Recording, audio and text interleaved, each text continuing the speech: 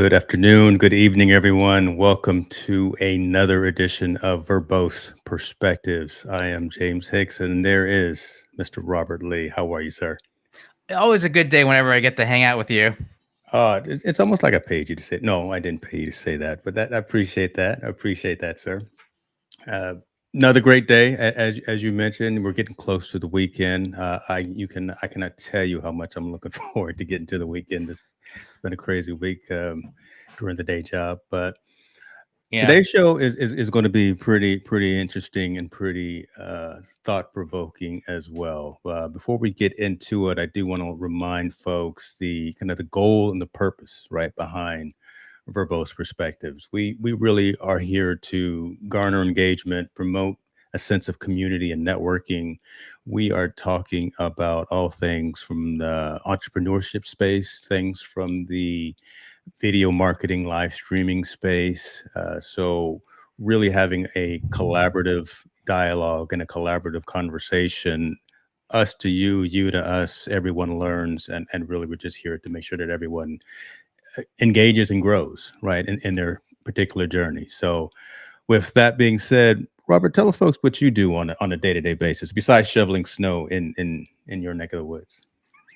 I'm out like up to here. Well, then again, what's up to here with snow, it's probably down here for other folks just because of the whole. Yeah. Anyway, but as James alluded to, so the executive video producer and founder of ShaLaLaLa Productions, where we specialize in creating marketing videos as well as providing live stream service, focusing in the education and the medical field.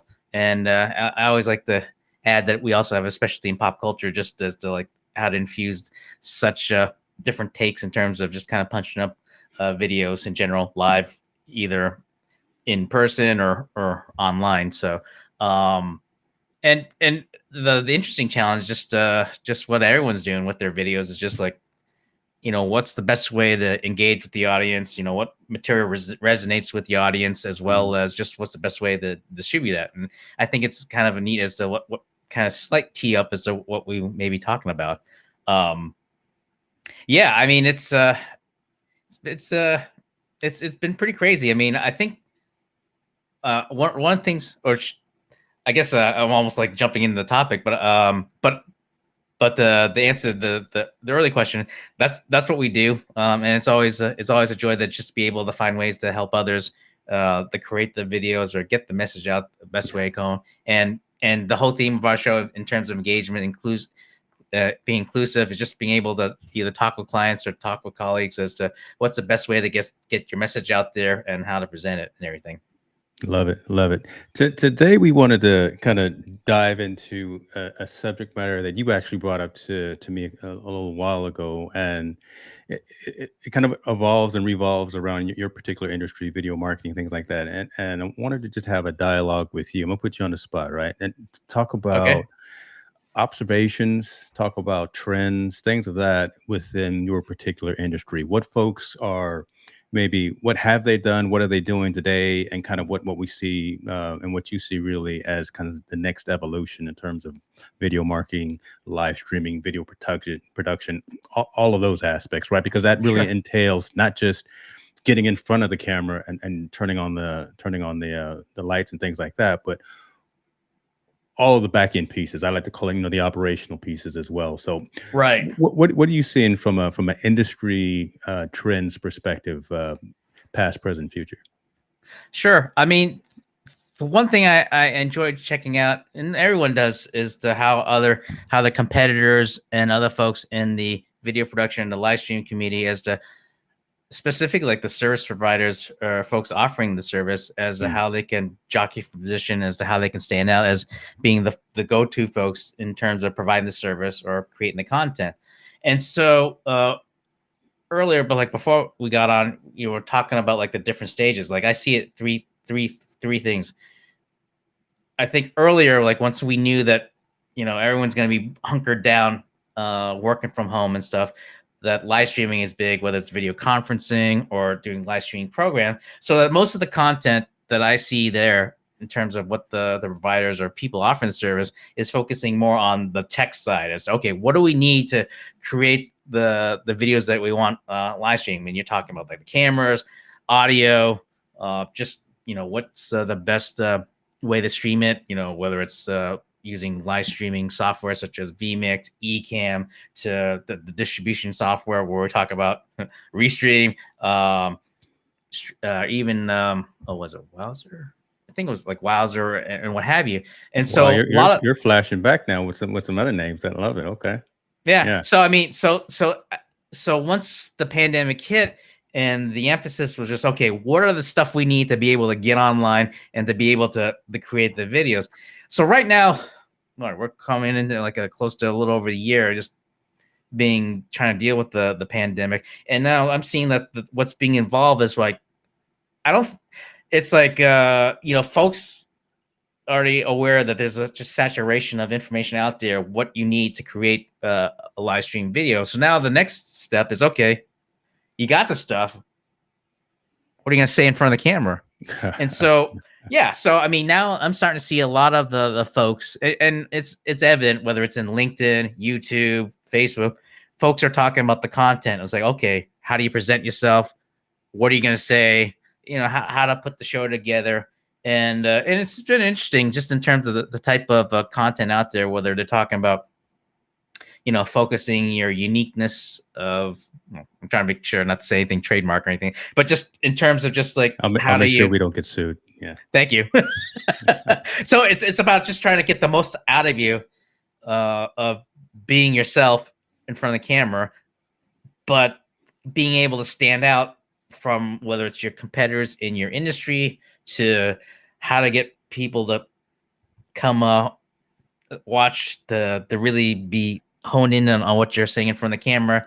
Yeah. To just structuring it so that you're not going up there pell-mell going, but adding a little bit of structure to the format.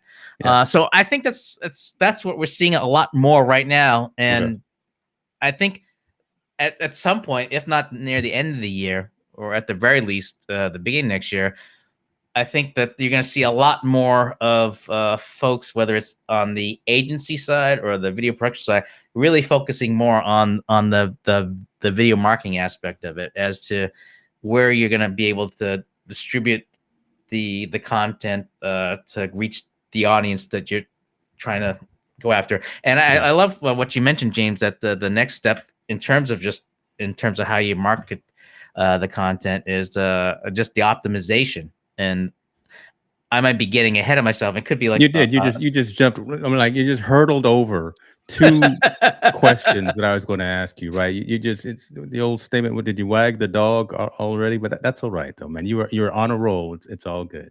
It's like keep going, brother. Keep going. No, I mean it's just a matter of like you've gone from how do you do a video to what are you gonna say in front of it to like how are you gonna get it out there.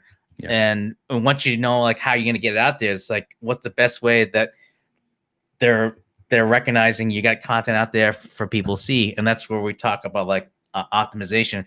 I think to go a step further from that is almost more cyclical, because then it's like, okay, once you know like how you're gonna get the video out there to how you're gonna be able to optimize the people know their videos out there for people to see, as to you know where to put it. And it's almost cyclical in my mind, in that I think a lot of the basic principles that drives the videos is a form of marketing, and it's going to introduce a lot more of the direct marketing, direct mail principles, in terms of just not only reaching your audience, but where to have them congregate to get the stuff or to see the stuff that I think it'll just start up the cycle again. I know I'm like trying to like cram in like about years worth of marketing or stuff. And you are, man. You're given the whole 4-year study in the Cliff Notes version, but that's fine. I mean, I want to continue to piggyback on that, right? I mean, you dropped some interesting gems there, and I want to kind of reverse and get focused a little bit. You talked about from the legacy perspective. So again, I'm just going to say past, present, and next, right? You talk about from the past, it was always concern and worry about the gear, right? The technology and any infrastructure that you had in place, the lights, camera, action, that stuff, right? And that is important, I think. And we actually talked about that during our last show. Focus on getting your audio right first, then worry about getting your lighting and your camera. Do that stuff. But now everyone really is focusing, I think, on the message and making sure that Yeah. that message that you're delivering resonates with whatever the audience that you're trying to reach to. Everyone has a story. I truly Right. believe that everyone has a story, Yep. and giving them the means and the opportunity to share that story will resonate with the community, right? I really am passionate about that, and I think that is something that folks can leverage. Just it's almost like a relationship, right? There's someone out there for everyone, and there will be folks that resonate with whatever message you're trying to deliver. Yeah. Differentiating from the vast array of other folks doing the same similar type of conversation as you're having, that's key. So let's pause there and talk a little bit about that, right? Okay. What are some ways? I know you also host and co-host on a couple of other shows, and you Mhm. obviously teach and tell folks how to uh, work and interact on camera. What are you hearing and saying to folks about wanting to start a show, about finding the right message, a message that can be sticky, right, to a particular community? Are you just telling them go with your gut, go with your heart, go with if you like comic books and anime or something, fire up a channel on that, or go out and look at the Google Trends, right, and find something that's top of mind, top of the news kind of thing, and give your own particular take on it? What are you in your circle hearing or telling folks to do? It's a little bit of blending of the content as well as trying to identify the strengths and weaknesses of the person, people, group that are presenting, so that you're getting the most out of their out of the person that's presenting. Um, so before we even go into the content, it's almost taking a step back where it's not so much focusing on the technology, but just seeing like what they have to work with in terms of making sure that they can do it. The Hmm. producer show. From there, it's a matter of like, okay, and then try to like focus on how we can create the program, like the format, the blend, the getting the best out of the person. So if we use the comic and the animator, it's a matter of just trying to gauge as to what their either product, industry, or personal experience knowledge as to where the strengths are to play their strength.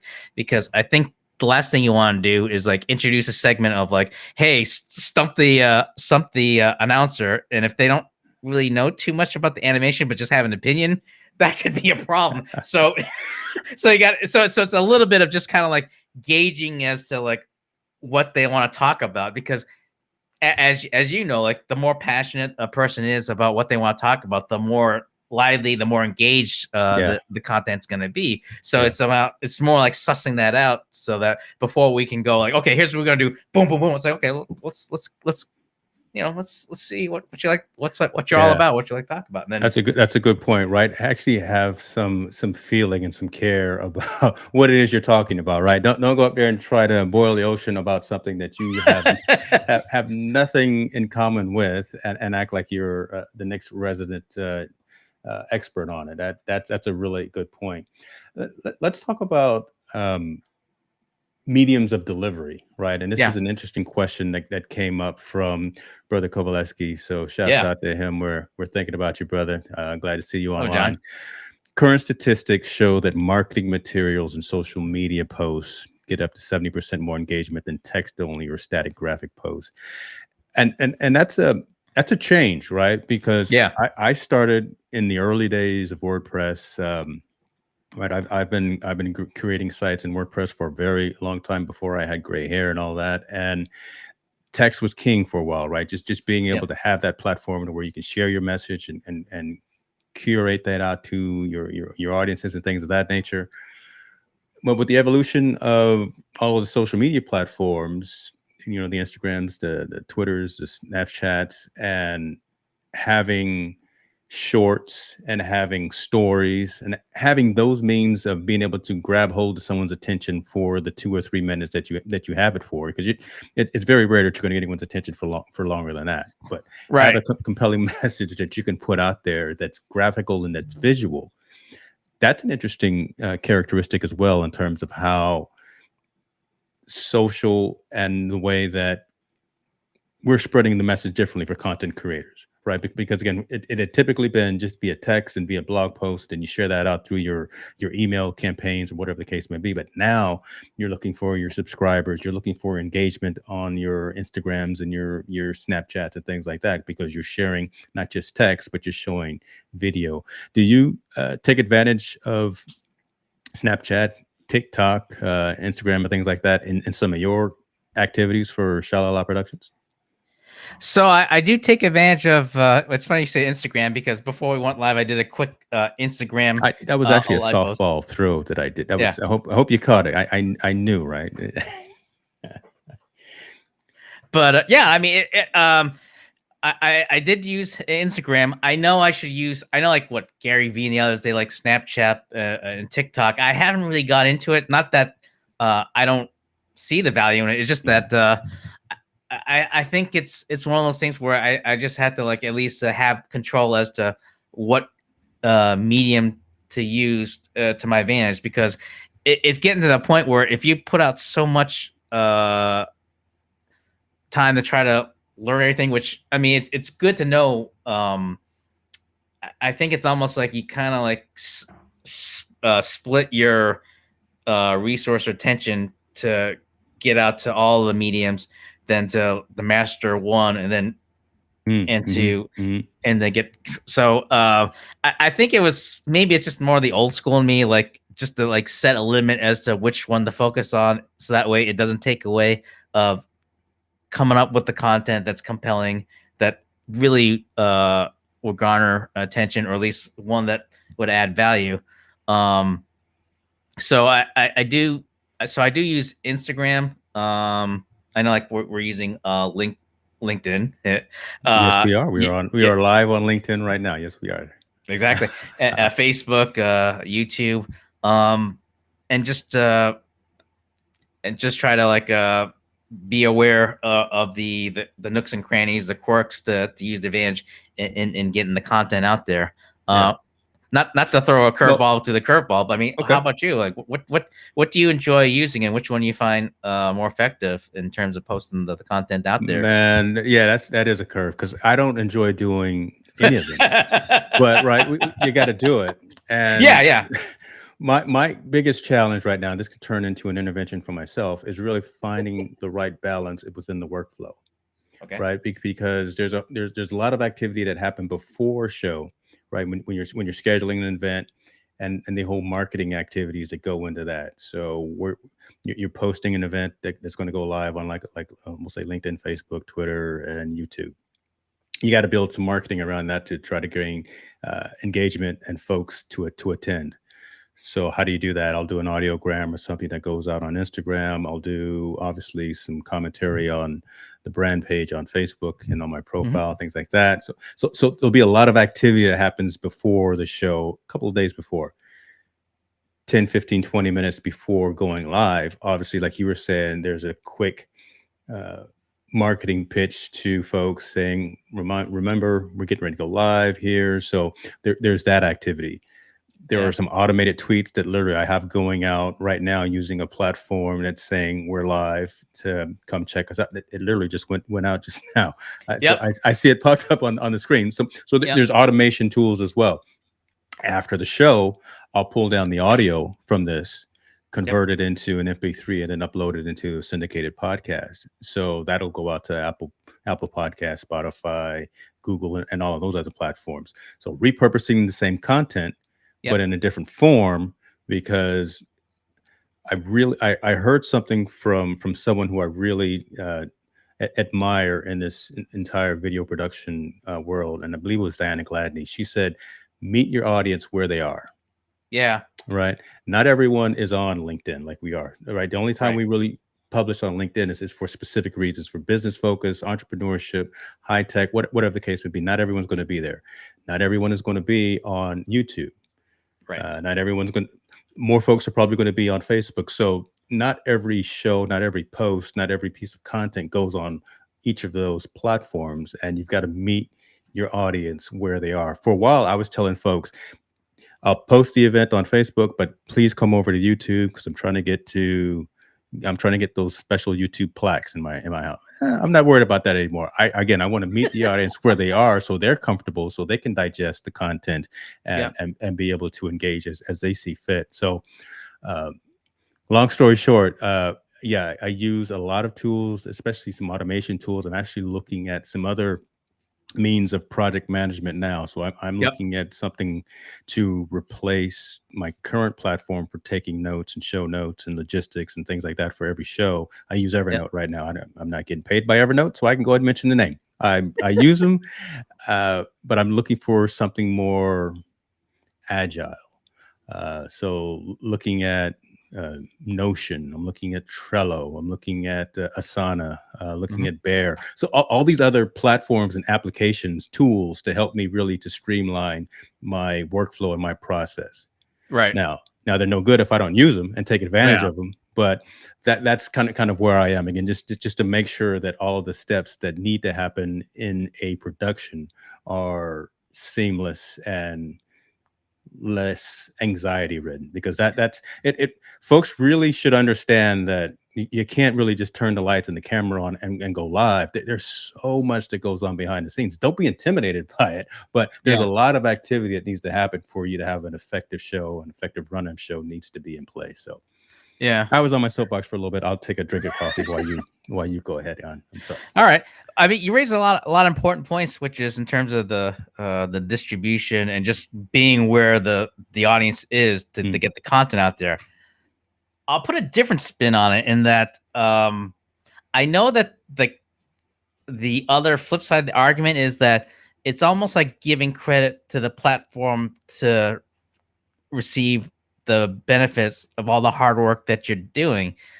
And in some ways, I think, I don't know if it's who I talked to about this, or at least someone had mentioned that. I think it was like with Wistia, where when they were like encouraging people, well, not only use their products to be upload and put their video, but their emphasis was to drive traffic to your website, so that although you're asking the viewers to go to one place to consume your videos and everything, that I think it's just the idea that you should reap the benefit from the work that you're doing.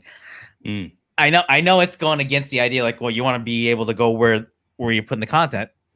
It's true, but at the same time, you want to be able to the benefit in terms of the audience that you're capturing, to be able to go to where you're able to either to engage, or at least whether it's if you're like trying to get people to like pay attention to other stuff you have on the website and stuff. So I guess it just really boils down to finding that balance of, you want to go to where the audience is, but at the same time, you want to be able to the benefit of getting the audience attention, so to be able for them to be able to either get to know your product or get you don't want to miss out, right?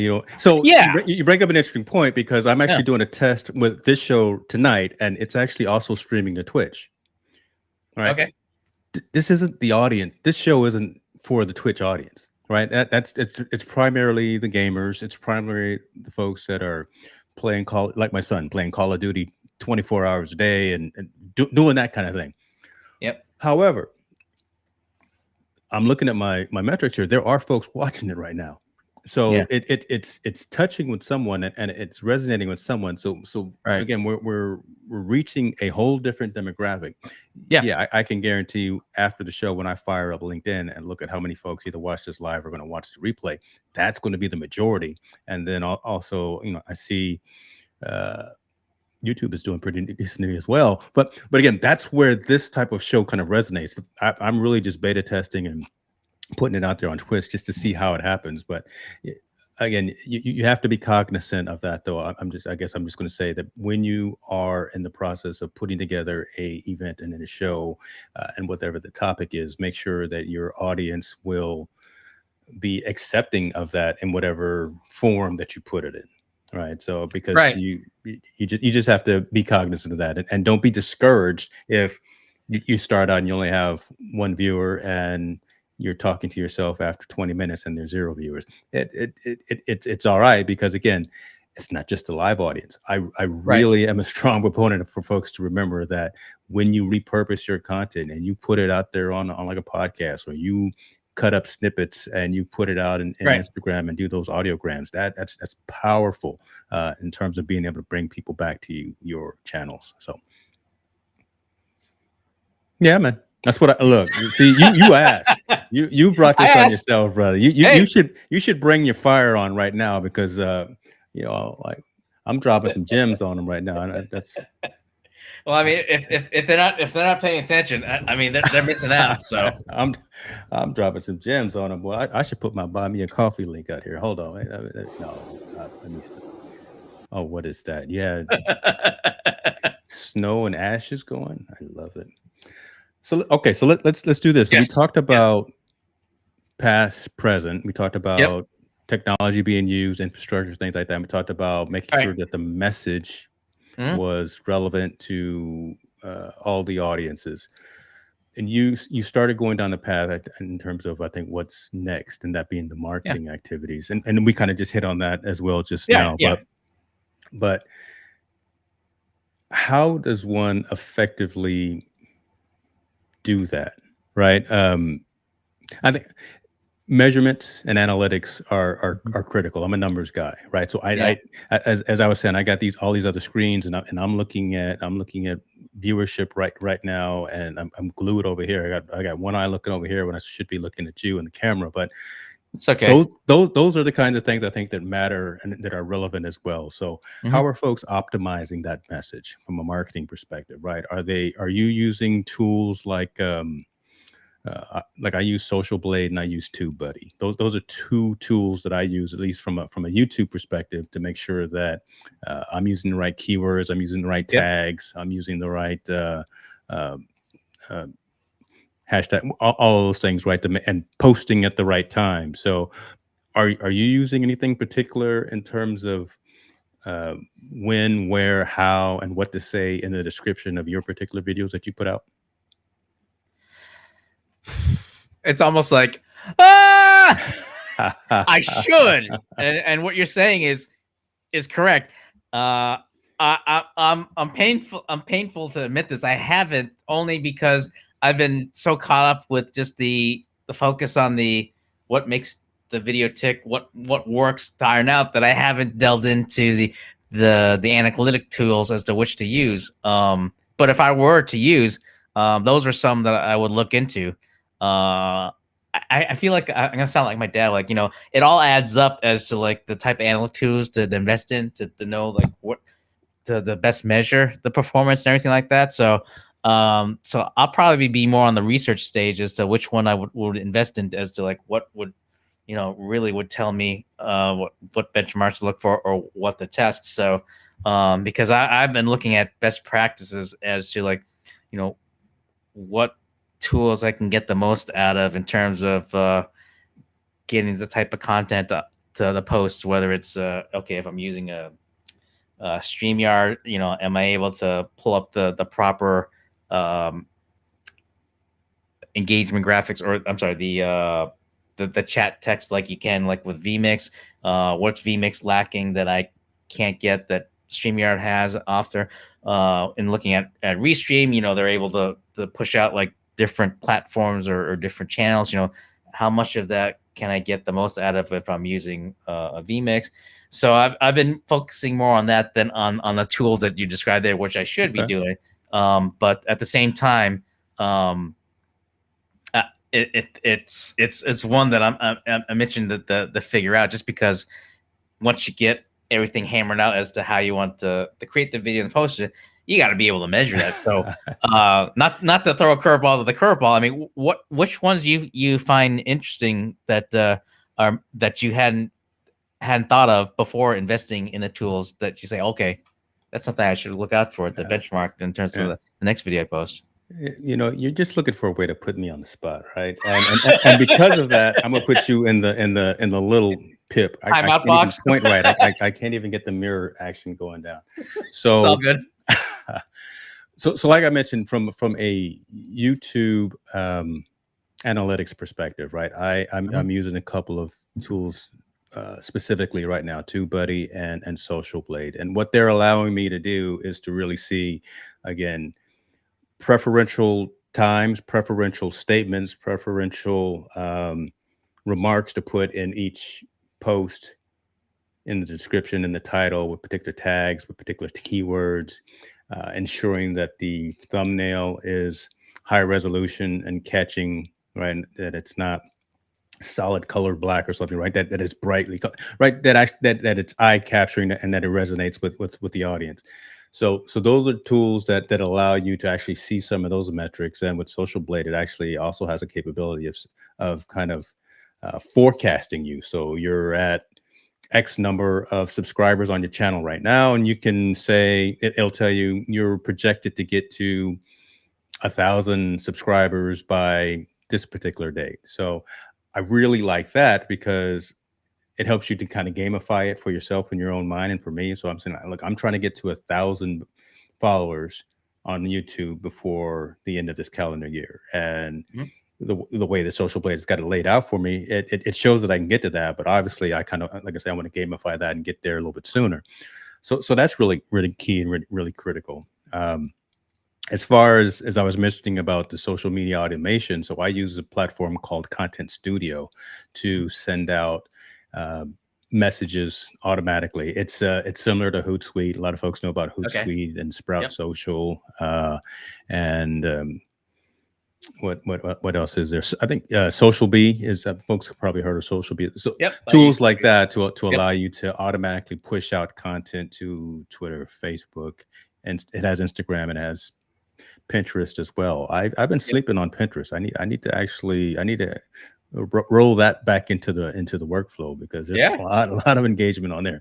So I use that, right? But so those are kind of tools that I use on a daily, frequent basis to push out information and to measure how much engagement, how much interaction, kind of the CTR, right? The whole click-through ratio in terms of how folks are actually engaging with the content when I send it out.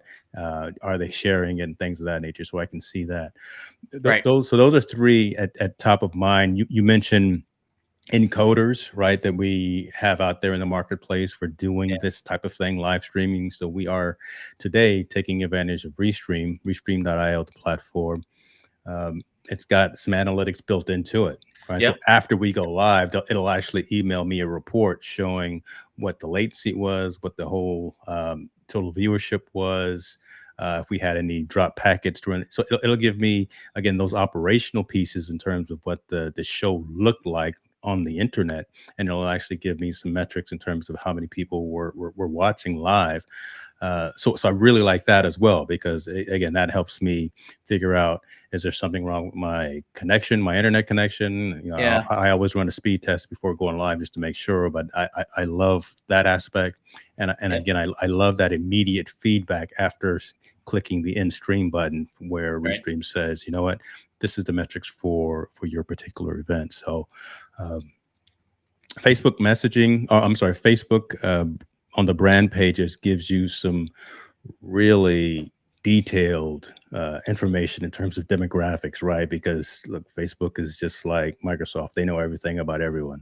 So it'll tell me how many women age 18 to 24 who live in the Pacific Northwest were watching the show for 2 minutes.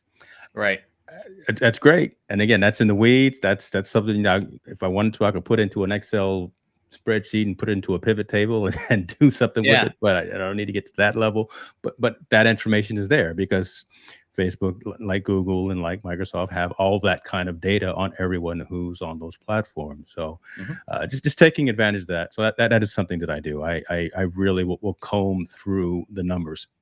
similar to the podcast, I can say. So after I publish the podcast, I'll wait 24 hours, log into the platform, and see which mediums or which platforms were listening to the podcast. So how many people on desktops, how many people on laptops, on mobile, different types of mobile, iPhone versus Android, PC versus Mac. Um, Smart speakers has started to show up in the analytics as well for the podcast. So that's really interesting. How many folks are listening to it from Alexa and Siri? So that's Right. pretty cool as well to get down into those demographics. So Or as you like to say, we're getting fancy. look. Let me tell you something. I got slide rule. I got an abacus. I'm a number two pencil kind of guy, right? We can do it. We can. I'll but let you I, baloney on my projector. but think about this, right? I mean, Yeah. it's now so easy, right? Back in the day, it was so convoluted and complex to really get a lot of this information. You had to hire someone who was digital marketing strategist. Yeah. That's a fancy title, but or whatever the case, someone who did this all day, every single day. But now the the producer, the talent, the end user can actually pull all of those metrics and make their Right. own informed decision real time, as Yep. opposed to having to go out and get that information from someone else. So I really, that's an exciting time for technology, and that's why I love this whole field that we're in. So. Um, would love to see if anyone had any comments or questions as well. I'm seeing some feedback, but um, I got Robert Lee here, man. Ask the expert. He'll answer all the questions. I'll just make stuff up, right? That's what I do on a day-to-day basis, brother. I get on stage with the jazz hands and just make stuff up. That's my role in life. I just give the jazz hands just because it's jazz hands. What's not like jazz hands? Well, that's another subject in itself. So, but no, I mean earlier when we talk about trends, I mean that's what I'm seeing with what folks in the field doing as to like what they're promoting for live stream and stuff. I'm curious as to hear like what you're seeing, whether it's on the live stream. I'm sorry, the LinkedIn news feeds or Facebook news feed. Are you seeing a lot of ads of people advertising live streaming services, video content creating? I mean, I No. suspect there's some like targeting going on with me just because of the type of things I'm looking out for, just because of, I'm Yeah, naturally curious what they others got doing. you kind of like pigeonholed, right? They're like, oh, this guy right here. Let's make sure we send him all the ads for all that stuff. Um, I'm not really seeing promotion on LinkedIn for the services and the capability. But what I am doing, I'm seeing there is folks who have been approved to go live on LinkedIn. Because again, right now that list is still pretty small, right? Yeah. Everyone. It's like FOMO, right? You get the fear of missing out. A lot of folks, Yeah. everyone can stream on the Facebook and the Twitter platforms. Right. But man, you try to put in that application to get LinkedIn Live, and you gotta climb through hoops, over barbed wire, and all that stuff to get it. But once you get it, oh, you feel pretty good about it. Right. So they're being pretty conservative right now in terms of promoting and pushing that. I am seeing a lot of folks are that have the access that are pushing their streams, but they're not doing it um, as frequently, as daily as you would, on a daily basis, as you would see someone going to YouTube, right? So Yeah. I know folks that are on LinkedIn Live that don't always go to LinkedIn. They'll typically on a regular basis go to Facebook or go to YouTube and Mhm. save that core, maybe that premium, that higher level, higher conversation type of a content for something like a LinkedIn. So Yeah. It's I'm trying to think because I, I know like a good friend John jokes about just because like what I see, maybe what I'm imagining, but at the same time, it's just interesting, just that the language or just how they present themselves, mhm. it's all kind of like blur, and it just all gets back to like, well, how do I stand out with what I'm trying to do? Yeah. And Well, like I always I'm looking right now, literally, and there are 25 people watching us on LinkedIn right now on my stream. So, and again, this was, yeah, it was planned, it was staged, but everyone on LinkedIn that's in my network got a text that said, "Oh, James is live," and they're like, "Oh Lord, what is he doing now?" That kind of thing. So they're just wanting to see if I trip and fall over myself. To be honest with you, ah but that's what that is, and yeah it's going to grow. It's going to have legs because yeah. tomorrow, when folks or tonight, when folks look at their LinkedIn timeline, there'll be some more attrition there. So. Sorry, I didn't mean to cut you off, but I was No, no, no. looking at those I was metrics. here. Yeah, I mean, it's let's see what he says here. Studying analytics, doing A/B. Yep. And I think John made an earlier point about how it's key that with any video, whether it's live stream or even or produced, that you got to capture them even within the first 5 seconds. Otherwise, they're like, You do, right? I mean, yeah, you got to be compelling. You either got to do a magic trick, tell some jokes, or what. But again, just be different than everything else that's out there. Oh my gosh, what is this?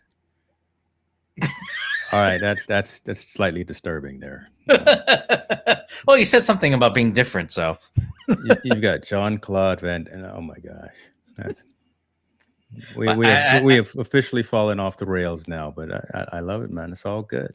It's all good. but yeah, I mean, it's yeah, I mean, it'll be interesting. I mean, I think earlier when LinkedIn was just rolling out their LinkedIn Live feature, it was interesting to see a bit of a migration of a lot of the YouTube creators coming over to LinkedIn. I'm like, what's going on? And all of a sudden, I'm starting to see like their videos popped up, and they're doing a lot of the like polished marketing thought pieces and what have you. And then once LinkedIn Live, then it's starting to like creep out as to not creep out. I mean, they're starting to like to push different content that's more geared toward like the live stream platform. So I don't know. I mean, it's I guess it's just a matter of just time as to like either the people combating the FOMO where they just got to get in to be able to help stand out, or I hear a little giggling, I got to hear it. well, no, and I agree with that, and I think if you also look at, there are other platforms that are coming out that are going to start taking people's attention. Yeah. Case in point, one being Clubhouse. Yeah. Clubhouse is an iOS app that's solely focused around audio, and it's so simple, right? Yep. And it's so old school and legacy, right? Just no video, no likes, no retweets, no affirmations. It's just you and a bunch of other folks in a room, and you're having dialogue. There's just a lot of Right. power in that, and I love the energy from those rooms. But kind of as I was saying before we went live, so I just recently got invited to the beta for Twitter Spaces, Right. which is Twitter's answer to Clubhouse. Twitter has half of the planet on the platform. Yeah. They've got a lot more backing. They got a lot more funding. They're a public company, so you got Jack Dorsey. You got the weight of that behind you. So there could be a real shift in momentum with when Twitter Spaces starts rolling out. As they work through whatever issues and preliminary stuff that they have in the beta. So I've had it for a week. I haven't fired it up once, and Yeah. I probably should, or they'll revoke my access. So don't be, if you follow me on Twitter, if you're one of the what I got, I got a few.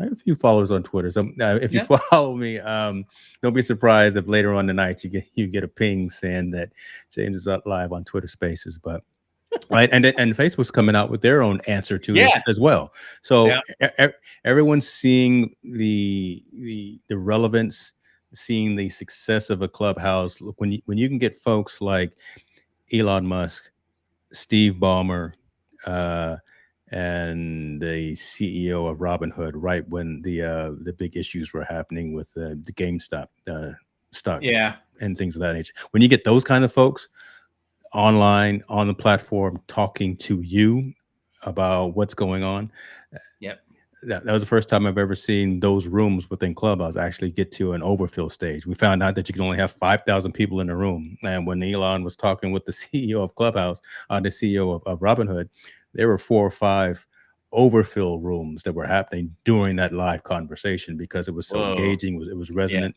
Yeah, yeah. I mean, it's live, and you're hearing it not from a second or third party. You're hearing it from the person themselves. So Yep. there's power in that, and 10 times exponentially for the fact that now that capability is coming to Twitter. It's going to be huge. It's going to be huge, and I'm really looking forward to that. So yeah, stay tuned for that excitement. I love technology, brother. Right? It just keeps going.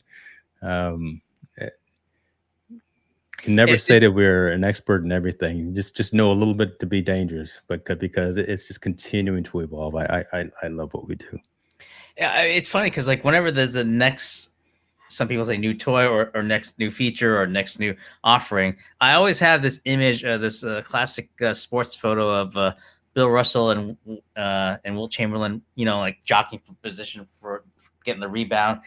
So when I hear about what you said about Twitter, and then we know earlier about Facebook coming up with their version of Clubhouse, I just can't help but just seeing everyone just trying to keep their eye on the ball as like who's going to be able to grab it and stuff. So it's it's just I shouldn't say like I'm not surprised, but it's just always fascinating just as to the level of gamemanship as like who's bringing their next A game as to trying to get to be the top rebounder or getting that elusive prize of the people's attention audience, or in this case the basketball. So Yeah.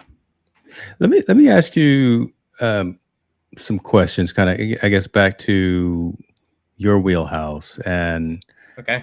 I know it's probably a trying time, right? Because the fact, again, you would typically be out in the field, right, Mhm. doing your thing with the Yeah. camera and the microphone, and actually with clients and things like that.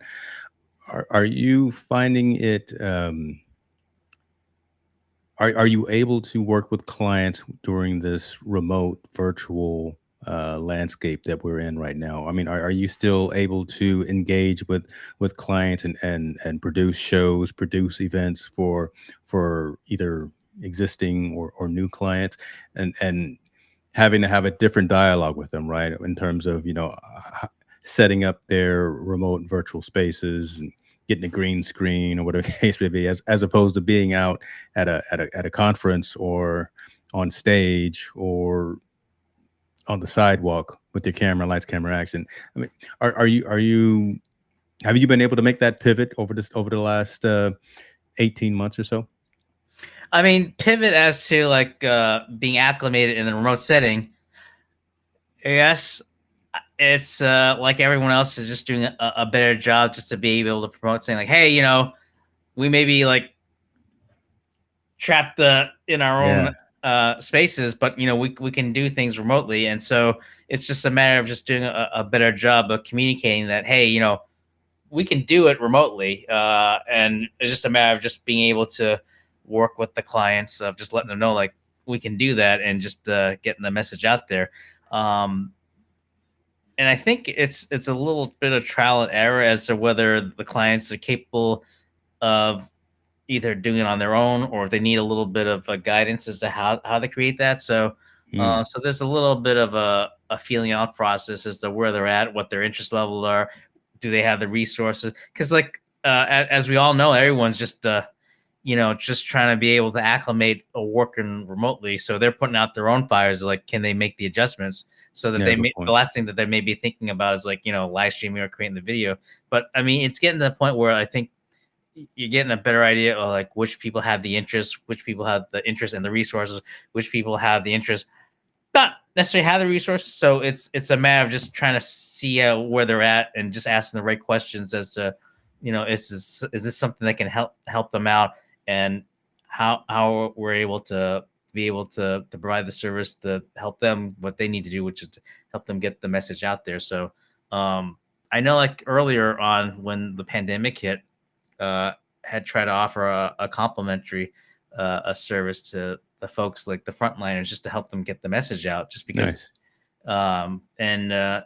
I think it was funny where like at that time I felt comfortable confident that we had the resources to be able to do that, but then it's just the age old question of like how do you get the message out there to be able to help them out there. So if it's not one thing it's another. So to your point, we pivot, and it's just a matter of just being better about getting the message out there to let them know that we're here to help them out.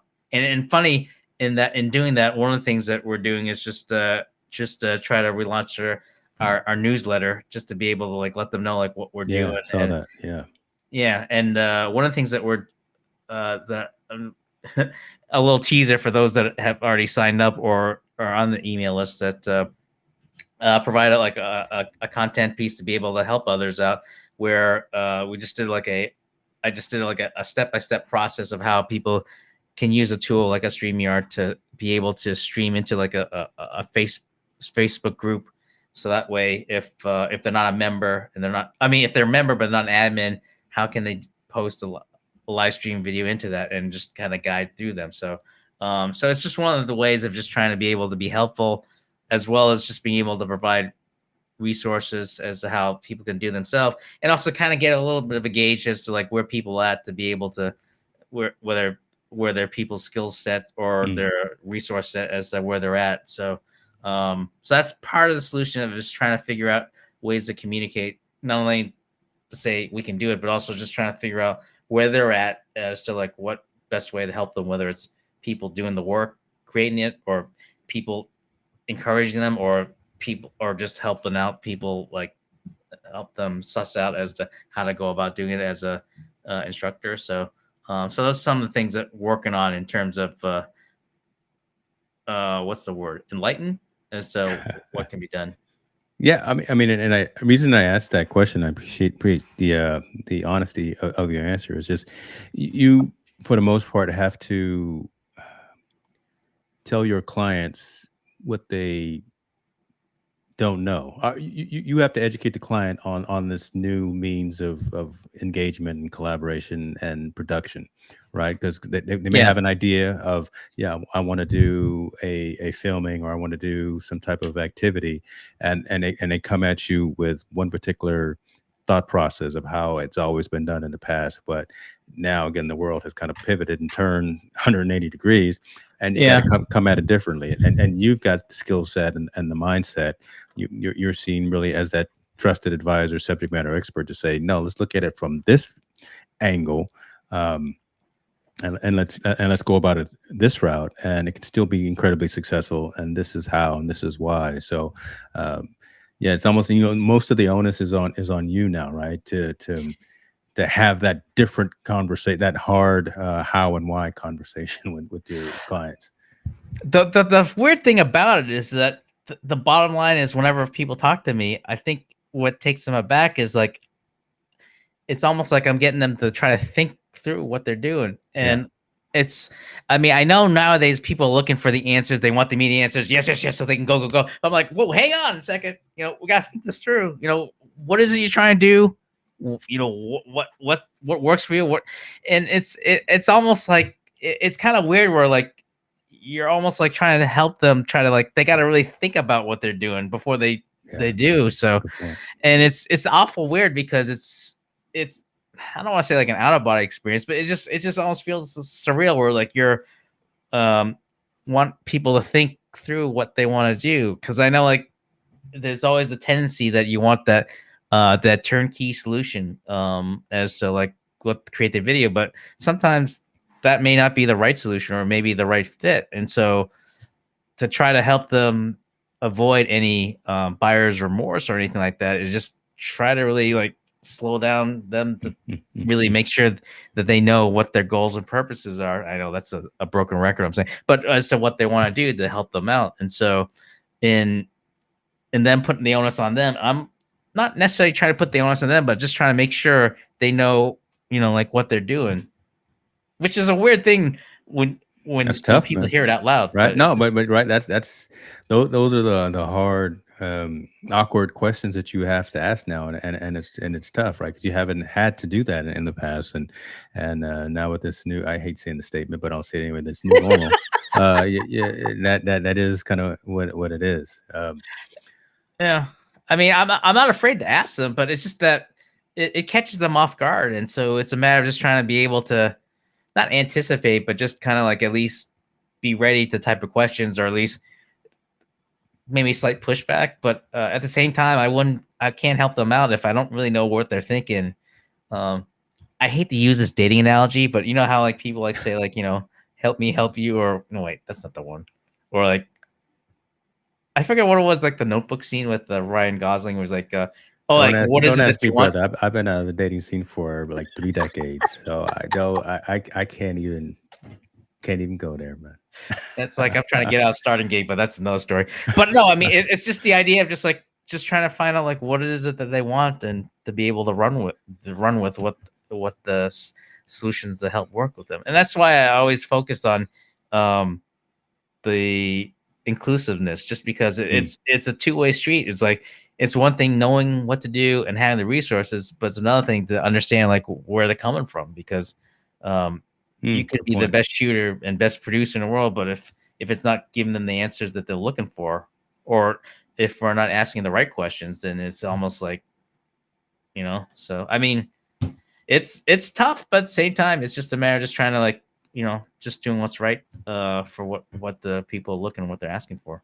Yeah, I will say keep your head up, because I like this comment. I had it up a minute ago from John, that just even with the changing in the globe, right? Yeah, Remote video production, there's enough food out there for everyone to eat, right? right. So so you should definitely have opportunity out there to just come at it with a different mindset, a different approach, but Yeah, definitely be able to do what it is that you're good at, and I know you'll continue to thrive and continue to flourish in your endeavors. So I um, appreciate it.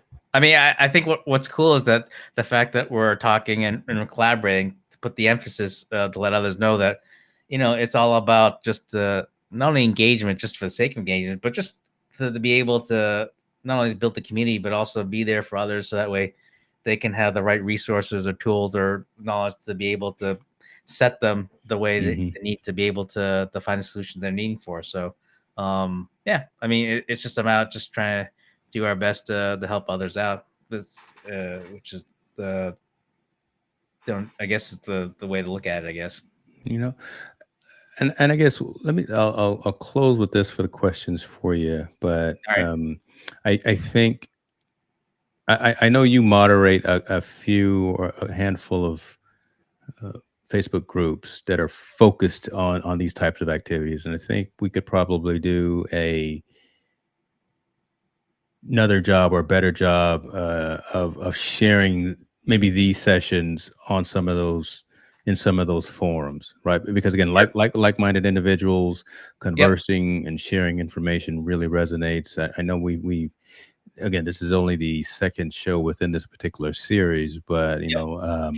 we continue to talk about it, and I know you have your other events as well, but I think it matters to Yeah. continue to have the discussion and to share, because it's not always the talking heads that need to be here. And I love the comments, but other folks that are interested and wanting to be on camera as well, to have a panel and have a discussion and ask amongst ourselves, and someone will have an aha moment. Next thing you know, we all walk out with an action item, and we're off to the races and getting better. That's what it's all about, brother. That's what it's all about. So.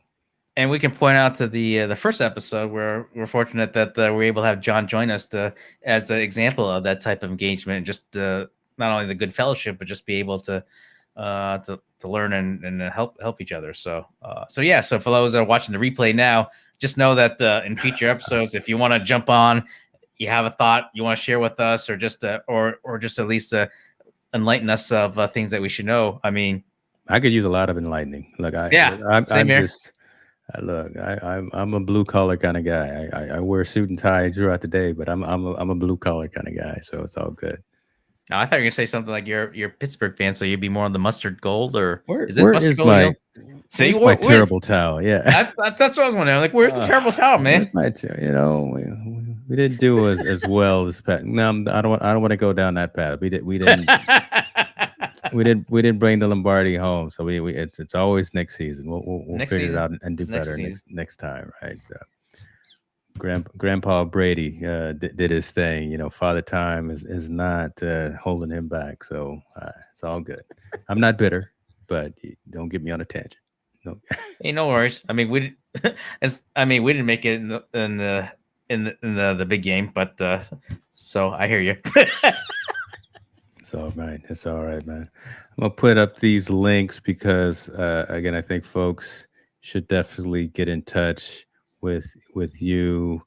Should they have any questions? I know that that's your YouTube page. We're streaming there right now too, right? I know LinkedIn was always the hook, but I know, like we're streaming on your YouTube page, but I think after um the show, I'll be able to put up the replay on our okay, station okay. channel. But I mean, wherever you're watching us, whether it's LinkedIn, Facebook, YouTube, just leave a comment in the appropriate channel, and I'll get back to you. Make every effort to get back to you as soon as I can with answers to question, or we can always chat offline, or I forget what the phrase is, but you get the idea. So Poor Robert. He's fading. Folks, we're done. yeah, he's fading. I'm Thank you, showing my brother. age. Yeah, yeah, you are. But not, it's all good, man. I appreciate you. You're I a good appreciate you man. too. Folks, have a great night. Thank you again for joining us on another edition of Verbose Perspectives. This is what we do. If we're doing it right, let us know. If we're doing it wrong, please let us know, because it's all about you and the community. So have a great one. Take care of yourselves. Bye. Take care, everyone.